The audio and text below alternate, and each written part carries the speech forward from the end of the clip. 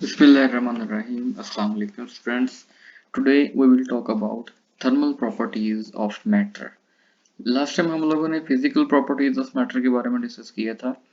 आज हम स्टार्ट कर रहे हैं एक नया टॉपिक आपके पास, एक नया चैप्टर आपके पास है which is the thermal properties of matter. तो जिसमें हम बात करें concept the understanding of a temperature, heat and energy transfer help in a various application in daily life and industrial life. यानी कि हम यहाँ पर बात करेंगे कि हमारा पास जो हीट है, ये हम हीट क्या है, टेम्परेचर आपके पास क्या है, और हीट एंड टेम्परेचर की आपके पास एप्लीकेशंस कौन कौन सी हैं, डेली लाइफ में हम हीट को कहाँ यूज़ कर रहे हैं, और अगर हम इंडस्ट्रियल प्रोसेस की बात करें तो इंडस्ट्रियल प्रोसेस में हम हीट को कहाँ यूज़ कर रहे हैं। These concepts are foundation in physics, engineering and environmental science। तो ये जो आपके पास जो कंसेप्ट हैं ये आपके इंजीनियरिंग में भी यूज़ होते हैं, इन्वायरमेंटल साइंस में भी यूज़ होते हैं, और फिजिक्स में जो है ना वो हीट को एक बहुत इंपॉर्टेंट और बहुत जो है ना वो रोल इसका है। अगर हम हीट के या टेम्परेचर के अगर हम यूजेज की बात करें, इसके हम एप्लीकेशन की बात करें, तो फर्स्ट ऑफ ऑल हमारे माइंड में जो कंसेप्ट आता है वो ये बात आती है कि हम कुकिंग पर्पस के लिए हम हीट को यूज़ करते हैं। Heat is not used for cooking purpose, but heat से हम डिफरेंट मैकेनिकल वर्क भी कर सकते हैं, और हम हीट को इसकी अदर फॉर्म्स ऑफ एनर्जी में भी कन्वर्ट कर सकते हैं, लाइक दैट कि मैकेनिकल एनर्जी और इलेक्ट्रिकल एनर्जी में भी हम इसको कन्वर्ट कर सकते हैं, जो कि आपके पास इसके वेरियस एप्लीकेशंस में ही आ जाएगा। ठीक है। नेक्स्ट आपके पास है कि जो ए पीपल है, पर्सन है, they are trying to explore the nature of the heat, यानी कि वो हीट की नेचर को एक्सप्लोर करने में बिजी हैं। ठीक है। दूसरी बात ये कि जो हीट है, ये जो थर्मल प्रॉपर्टीज ऑफ मैटर है, जो टेम्परेचर आपके पास है, ये एक क्वांटिटेटिव स्टडी है, यानी कि ये डीप इटसेल्फ एक नॉलेज आपके पास है। एंड यहाँ पर हम बात करेंगे कि आपके पास जो हीट और टेम्परेचर और इंटरनल एनर्जी का आपस में क्या लिंक है। नेक्स्ट हमारे पास है जी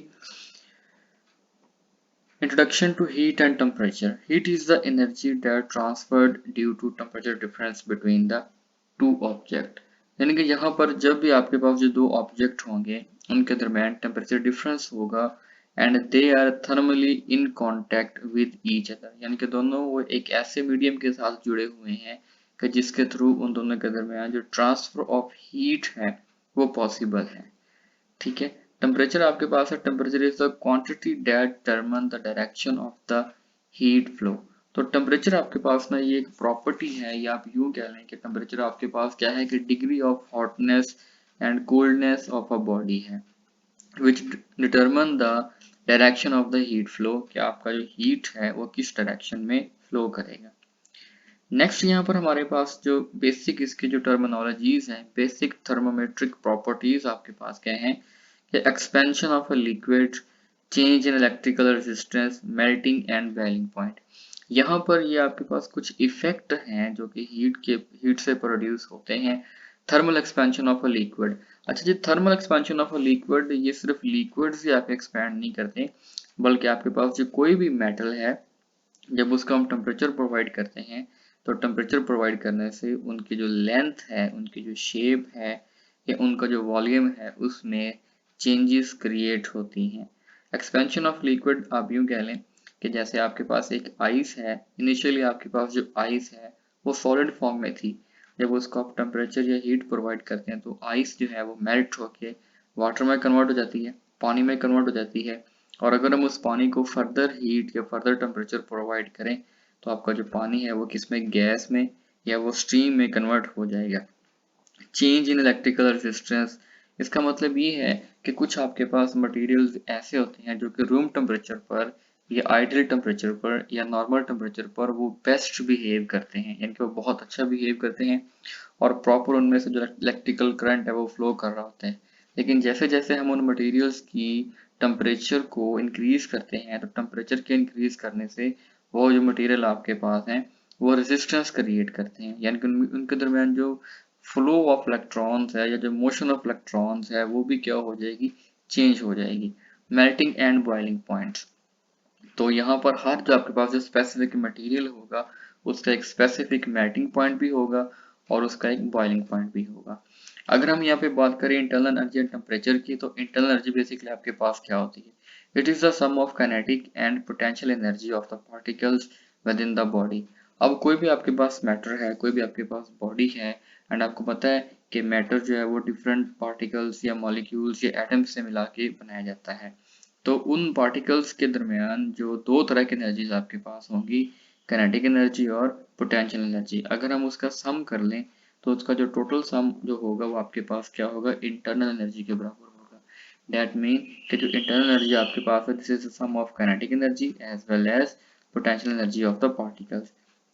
kinetic energy depend upon the motion of the particles, ये हम लोगों ने बात डिस्कस पहले की हुई है। And potential energy depends upon the intermolecular forces. Next है हमारे पास heat of fusion and heat of vaporization क्या है?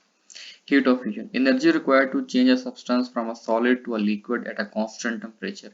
यानी कि किसी भी मटेरियल को, किसी भी ऑब्जेक्ट को उसकी शेप को चेंज करने के लिए हम जो टेम्परेचर प्रोवाइड करते हैं उसको हम हीट ऑफ फ्यूजन का नाम देते हैं। नॉर्मली क्या है कि हमारे पास एक सॉलिड ऑब्जेक्ट है और उसको हमने हीट प्रोवाइड किया तो वो किस में कन्वर्ट हो गया? लिक्विड में कन्वर्ट हो गया। अब उस ऑब्जेक्ट को सॉलिड से लिक्विड में कन्वर्ट करने के लिए हमारे पास जो मिनिमम टेम्परेचर जो आपके पास रिक्वायर्ड होगा, जो मिनिमम हीट आपको रिक्वायर्ड होगी, that is heat of fusion.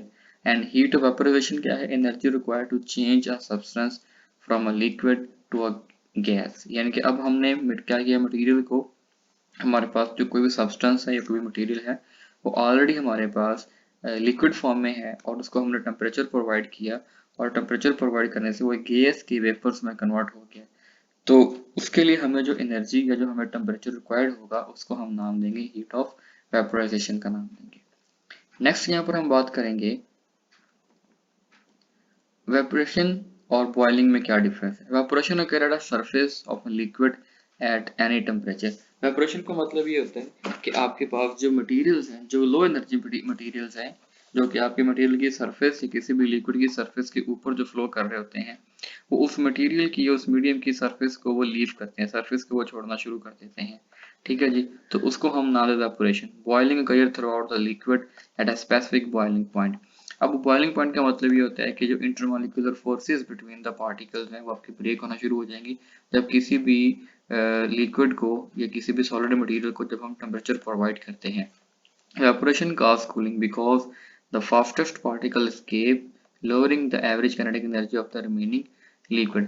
अब यूं कहा गया कि evaporation का मतलब यहाँ पे मैंने आपको ऑलरेडी बताया है कि जो लो एनर्जी पार्टिकल्स होंगे वो बहुत रैपिडली, बहुत तेजी के साथ उस लिक्विड की या उस मीडियम की सरफेस को छोड़ना शुरू कर देंगे। ठीक है जी, तो वहां पर सिर्फ जो है ना वो पार्टिकल रह जाएंगे जिनकी जो टोटल या एवरेज किनेटिक एनर्जी जो है ना वो लिक्विड की रिमेनिंग हो जाएगी आपके पास।